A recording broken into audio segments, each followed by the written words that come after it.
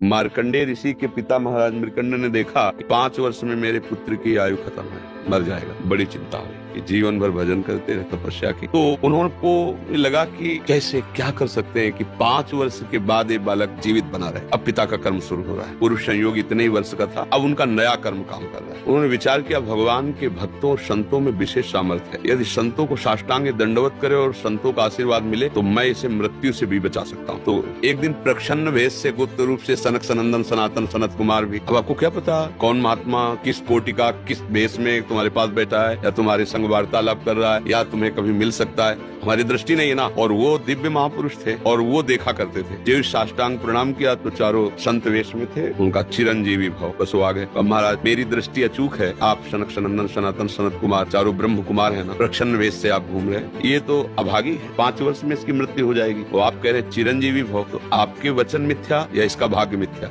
इसी बात में बैठे थे कि कोई न कोई महापुरुष जब फंसेगा तो ये भाग्य को मिटा सकता है, साधारण थोड़ी मिटा पाता है, महापुरुष ही मिटा पाता है, उसमें सामर्थ्य होती है। तो उनका ठीक है, चिरंजीवी तो रहेगा ही। तुम्हारी ज्योतिष से तुमको पता है किस मिनट में किस सेकंड में मृत्यु होगी। उस दिन प्रातः से लेकर के मृत्यु समय तक भगवान शिव के मंदिर में शिव का आलिंगन करके इसे बैठा देना, बस फिर और हम देख लेंगे। ऐसा ही किया। चारों ब्रह्म कुमार दरवाजे पे खड़े हो गए। तो ऐसे पुरुषों के पास यमदूत नहीं आते, साक्षात धर्मराज आते हैं। धर्मराज ने देखा सनक सनंदन सनातन सनत कुमार, तुमका इस जीव का समय हो रहा है, आप आदेश करें तो मैं इसे ले जाऊं। नहीं, मैंने तो चिरंजीवी भाव कहा है। बोले ब्रह्मा के आप पुत्र हैं, ब्रह्मा के द्वारा ही विधान किया जाता है। तो इतनी वार्ता हो रही थी कि भगवान शंकर प्रकट हो गए। उनका कुछ बदलना नहीं है, 5 वर्ष की आयु ना, 5 वर्ष मेरी आयु के 5 वर्ष। भगवान ब्रह्मा जी आज तक मार्कंडेय जी जीवित है, उनको चिरंजीवी ऋषि कहा गया है मार्कंडेय जी। अगर पिता भगवान का भजन करे तो अपने भाग्य और पुत्र के भी भाग्य को बदल कर जैसा चाहे वैसा कर सकता है।